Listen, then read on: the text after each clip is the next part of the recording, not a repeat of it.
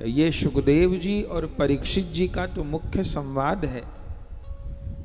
पूरी भागवत जी इन गुरु और शिष्य के बीच संवाद में ही प्रकट होती हैं।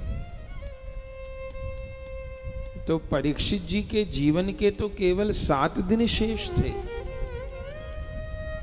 संसार में व्यक्ति सोचता है कि मैं दान पुण्य करूं, कोई सत्कर्म करूं तो मेरा जीवन सुखी होगा।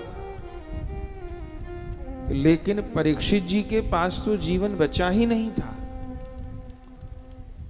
और जिन सुखों के सामान को इकट्ठा करने के लिए हम लोग अपना जीवन निकाल देते हैं, वो सब सुख के सामान, रुपया पैसा, हर चीज परीक्षित जी के जीवन में प्रचुर मात्रा में, अतिशय। वो तो राजा, लेकिन उन्होंने इस बात का निश्चय कर लिया कि सारी दुनिया के सामान मिलके भी अब मेरा भला नहीं कर पाएंगे। अब मेरा राज, मेरा धन, मेरी संपत्ति, मेरी संतान, मेरी सेना, ये कोई भी मेरा कल्याण नहीं कर पाएंगे। अब मेरा कल्याण एकमात्र श्री हरि के नाम से, श्री हरि की भक्ति से होगा। और वह हरि भक्ति, वह हरि नाम, वह हरि के चरण कमल मुझे कैसे प्राप्त होंगे?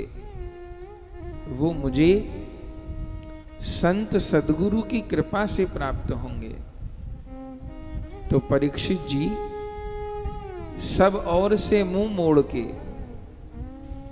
गंगा जी के तट पर आकर बैठ गए थे।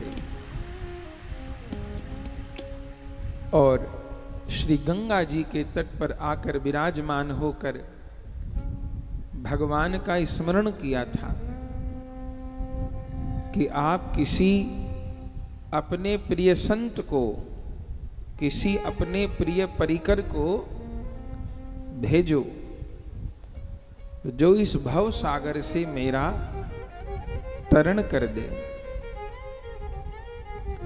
हरि नाम, हरि कथा नौका है,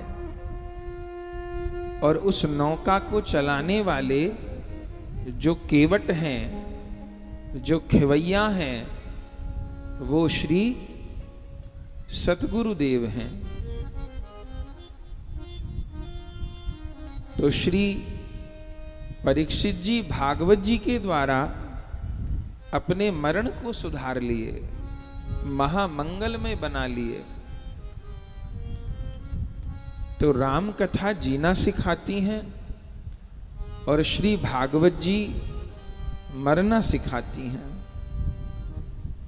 और सबसे आगे श्री गौरांग कथा, श्री कृष्ण चैतन्य महाप्रभु जी की वार्ता, श्री गौर कथा भक्त को, जीव को कृष्ण प्रेम में रोना सिखाती है।